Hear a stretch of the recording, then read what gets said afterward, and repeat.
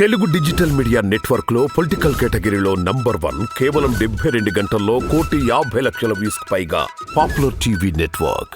నమస్తే, welcome to Telugu బావటి. ప్రస్తుతం మనతో పాటు ఉన్నారు BJP state secretary, BJP senior నాయకురాలు ఆకుల విజయ గారు ఉన్నారు. మేడం, కాంగ్రెస్ పార్టీ మహిళలకి ఫ్రీ బస్సు ఇస్తున్న పరిస్థితి మహాలక్ష్మి ద్వారా, అలాగే 18 సంవత్సరాలు నిన్న అమ్మాయిలకు స్కూటీలు ఇస్తామని చెప్తున్నారు. ఈ మహిళా లక్ష్మి పథకం ఎట్లా చూస్తారు మీరు? మహాలక్ష్మి పథకం ఇప్పుడు ప్రధానంగా కాంగ్రెస్ పార్టీ 6 గ్యారంటీ కార్డుతోని గెలిచింది. 6 గ్యారంటీలల్లో ఇప్పుడు 18 ఇయర్స్ నిండినటువంటి అమ్మాయిలకు స్కూటీ ఇవ్వటం అనేది నిజంగా పేద వర్గాల వాళ్ళకి ఒక మంచి చేసినట్టు అని నేను స్వాగతిస్తున్నా. ఎందుకంటే చదువుకుంటున్న అమ్మాయిలు చదువుకోవడానికి కాలేజీకి అటు ఇటు పోవాలి కాబట్టి పిల్లలకి అది మంచి అవకాశం ఇచ్చారు అనుకున్నాను. కానీ ఈ ఫ్రీ బస్ అనేది ఏదైతే ఉందో ఇది చాలా మటుకు రాష్ట్రాన్ని ఆర్థికంగా నష్టపెట్టడంతో పాటుగా ఇవాళ మహిళలకు ఇచ్చినటువంటి ఈ ఫ్రీ బస్సు అత్యవసరమైనటువంటి ప్రొద్దున లేస్తే జాబులకు వెళ్ళేటువంటి మహిళలు, టీచర్స్ కావచ్చు, గవర్నమెంట్ ఎంప్లాయీస్ కావచ్చు, చాలామందికి కూడా కూర్చోవడానికి సీట్లు లేనటువంటి పరిస్థితులు ఏర్పడ్డాయి. అంటే అదొకటే కాకుండా ఇవాళ ఎట్లా అంటే ఇట్లా ఫ్రెండ్స్ ఉన్నటువంటి వాళ్ళు కూడా ఏదో మీ సోషల్ మీడియాలోనే చూసినాం, కామారెడ్డిలో ఉన్నటువంటి బీడీలు చేసుకునే ఒక మహిళకి సిరిసిల్లలో ఎవరో ఫ్రెండ్ ఉంటే ఇక్కడ నుంచి పోయి ఆడపోయి బీడీలు చేసుకొని ఫ్రీ బస్సు కదా మళ్ళీ ఇంటికి వచ్చుడు అనేది నిజంగా అంటే ఇచ్చినటువంటి అవకాశాన్ని ఏది కూడా ఫ్రీ అనే అన్నప్పుడు ఎవరికైనా కూడా చాలా ఈజీగా ఉంటుంది. ఒక విషయంలో కష్టపడి సాధించింది వేరుంటుంది, ఫ్రీ అన్న వరకు దానికి ఒక అర్థం లేనటువంటి పరిస్థితి ఏర్పడ్డది. ఈ ఫ్రీ గ్యారంటీ అనేటువంటి అనేక అంశాలు ఏవైతే ఆరిచ్చారో నిజంగా అందులో ఒక స్కూటీ ఇవ్వటం తప్ప దాదాపుగా ఈ ఫ్రీ బస్ అనేది మాత్రం పూర్తి స్థాయిలో తప్పుడు అని నేను అంటా. కాంగ్రెస్ లెక్కలు, టీఆర్ఎస్ లెక్కలు ఎట్లా చూస్తారు? బీజేపీ ఎట్లా చూస్తుంది? మరి బీజేపీ లెక్కలు ఏంటంటే ఏం చెప్తారు?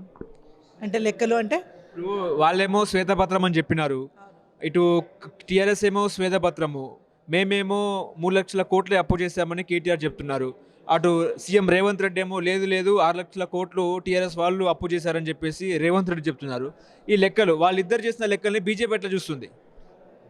ధర్మం కోసం భారతదేశాన్ని అభివృద్ధి పదంలో నడిపిస్తున్నటువంటి పార్టీ భారతీయ జనతా పార్టీ. దేశాన్ని విశ్వగురు స్థానాన్ని తీసుకుపోవడం కోసం అనేకంగా ఇవాళ ప్రధానమంత్రి దగ్గర నుంచి మొదలుకుంటే ప్రతి ఒక్క బీజేపీ కార్యకర్త ఇవాళ కష్టపడతా ఉన్నారు దేశాన్ని కాపాడుకోవాలని. ఇవాళ టీఆర్ఎస్ పార్టీ మొన్నటిదాకా కొత్తగా ఏర్పడ్డటువంటి రాష్ట్రం తెలంగాణ రాష్ట్రం, బంగారు తెలంగాణ చేస్తాం, అది చేస్తాం, ఇది చేస్తామని చెప్పి కలలు కనిపించిరే తప్ప ఏం చేయలే, అప్పుల రాష్ట్రాన్ని చేశారు. ఇవాళ వాళ్ళ అప్పుల రాష్ట్రాన్ని చేసిన దాన్ని ఇప్పుడున్నటువంటి కాంగ్రెస్ పార్టీ అప్పులు ఏమైనా తీర్చే స్థితి ఉందా? లేదు. ఇక్కడ నువ్వు ఏవైతే 6 గ్యారంటీ కార్డులు అన్నావు ఇంకా డబుల్ అయ్యే పరిస్థితులు.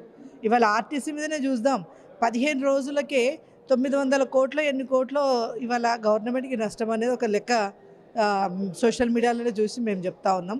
అంటే ఏది ఏమైనప్పటికీ కూడా ఇవాళ ప్రజల్ని సోమరపోతుల్ని చేసి వాళ్ళ బ్రెయిన్కి పని లేకుండా వాళ్ళని మొద్దులుగా చేసేసి ఇవాళ తెలంగాణ రాష్ట్రాన్ని అప్పులమయం టీఆర్ఎస్ పార్టీ చేసింది.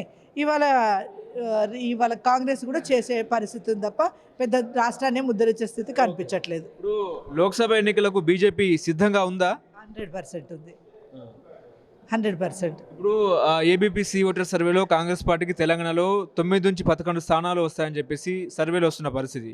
బీజేపీకి ఏమైనా అంచనా ఉందా? మీకు ఎన్ని స్థానాలు వస్తాయని మీకు ఏమైనా అంచనా ఉందా? మేము ఎప్పుడే మా కిషన్ రెడ్డి గారు కూడా చెప్పింది డబుల్ డిజిట్ అని చెప్పేసి. 100% ఇవాళ అసెంబ్లీ ఎలక్షన్స్ వేరుంటాయి, ఇవాళ ఎంపీ ఎలక్షన్స్ వేరే ఉంటాయి. ఎందుకంటే భారతదేశాన్ని కాపాడేటువంటి ప్రధానమంత్రిని ఎవరొద్దనుకుంటారు? ఇవాళ దేశం బాగుండాలంటే ప్రధానమంత్రికి మళ్ళీ ఒకసారి ప్రధానమంత్రి నరేంద్ర మోడీ అవ్వాలనేదే ఉంటుంది.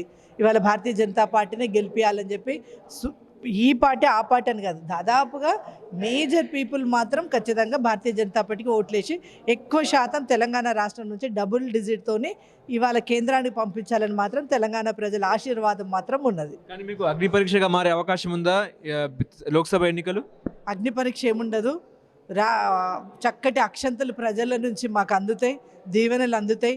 డబుల్ డిజిట్ అనేది మాత్రం 100% మేము సాధిస్తాం. అంటే అయోధ్య మందిరం కార్డు ద్వారానే లోక్సభ ఎన్నికలకు వెళ్ళే అవకాశం ఉందా? ఇవాళ అయోధ్య మందిరం ఒకటే కాదు, ఇక్కడ అయోధ్య మందిరం అనేది హిందూ ధర్మం కోసం, హిందువుల ఆశ, హిందువులు కలలు కన్నటువంటి కళ అది.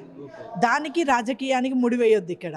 ఎందుకు అంటున్నా అంటే అది ఒక ఒక ఒక ఒక మా హిందువుల కోసం ఉన్నటువంటిది.